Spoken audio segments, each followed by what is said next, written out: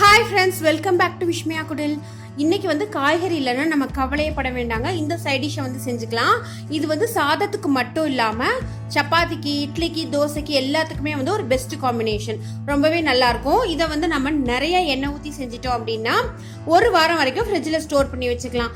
நான் பார்த்தீங்கன்னா ஊருக்கு வந்தேன் அப்படின்னு சொன்னாக்கா என் ஹஸ்பண்ட் வந்து ஒரு 1 வீக் சாதத்துலேயோ இல்லை சப்பாத்திலேயோ இட்லி தோசைக்கு எல்லாத்துக்கும் தொட்டுக்கிற மாதிரி இதை வந்து செஞ்சு வச்சுட்டு வந்துடுவேன். அது எப்படி செய்யறது அப்படிங்கிறத பார்க்கலாம்.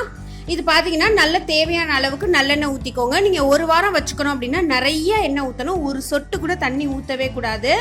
ஸோ நல்லெண்ணெய் நல்லா சூடானதுக்கு அப்புறமா இல்லை பட்டை, கிராம்பு, பூ இதெல்லாம் வந்து போட்டுக்கோங்க. அப்புறமா வந்து வெங்காயம். நான் உங்களுக்கு வந்து அளவு எப்படி சொல்லணும்னா, ஒரு சைஸில் இருக்கிற வெங்காயம் வந்து 3 எடுத்துக்கிட்டீங்க அப்படின்னா அதே சைஸ்ல இருக்கிற தக்காளி வந்து 4 இல்லைன்னா 4.5 எடுத்துக்கோங்க.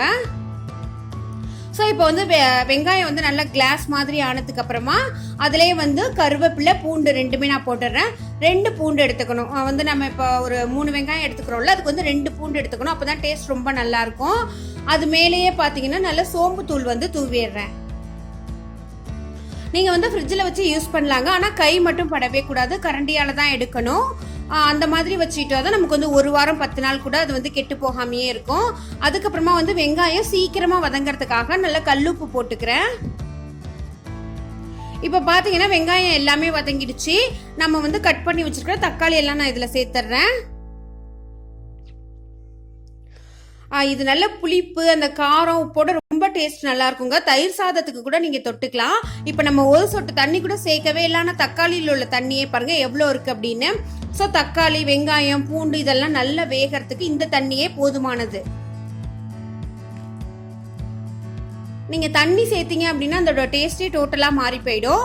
இப்போ வந்து எல்லாமே ஓரளவுக்கு வெந்ததுக்கு அப்புறமா 2 டேபிள் ஸ்பூன் அளவுக்கு தனி மிளகாய் தூள் எடுத்து வச்சிருக்கேன். 1.25 டேபிள் ஸ்பூன் அளவுக்கு மல்லித்தூள் எடுத்திருக்கேன். அப்புறமா தேவையான 1 டீஸ்பூன் அளவுக்கு மஞ்சள் தூள் எடுத்திருக்கேன். எல்லாத்தையுமே இதுல ஒன்னாவே போட்டுடலாம்.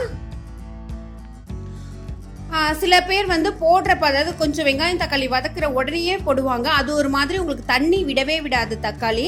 ஸோ நம்ம வந்து நல்ல தக்காளி எல்லாமே வெந்ததுக்கு அப்புறமா போட்டோம் அப்படின்னா ரொம்ப டேஸ்ட் நல்லா இருக்கும். ஸோ இதை வந்து நல்லா மிக்ஸ் பண்ணி வச்சுட்டு மூடி வச்சிருங்க. ஒரு 15 நிமிஷம் வந்து அப்படியே சிம்லையே அது வெந்துகிட்டே இருக்கட்டும். வெந்துட்டு பார்த்தீங்கன்னா சூப்பராக தக்காளி தொக்கு மாதிரி ரெடி ஆயிடுச்சு.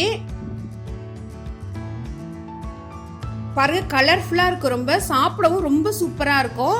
ஸோ சூப்பரான தக்காளி தொக்கு இல்லைன்னா தக்காளி குழம்பு என்ன வேணாலும் நீங்க சொல்லிக்கலாம், ரெடி ஆயிடுச்சு. இது சாப்பிட்றதுக்கு ரொம்ப ரொம்ப ரொம்ப நல்லா இருக்குங்க. நீங்களும் இதை வந்து ட்ரை பண்ணி பாருங்க. சப்போஸ் நீங்க ஊருக்கெல்லாம் வந்தீங்க, இல்லை உங்க குழந்தைங்க வந்து ஹாஸ்டல்ல படிக்கிறாங்கன்னா கூட நீங்க செஞ்சு அனுப்பலாம் இதை. ஸோ இந்த வீடியோ உங்களுக்கு பிடிச்சிருக்கும்னு நினைக்கிறேன். பிடிச்சிருந்தா லைக் பண்ணுங்க, ஷேர் பண்ணுங்க. விஷ்மியா குடில என்ன சப்ஸ்கிரைப் பண்ணலன்னா மறக்காம சப்ஸ்கிரைப் பண்ணிக்கோங்க. தேங்க்யூ ஃப்ரெண்ட்ஸ், பாய்.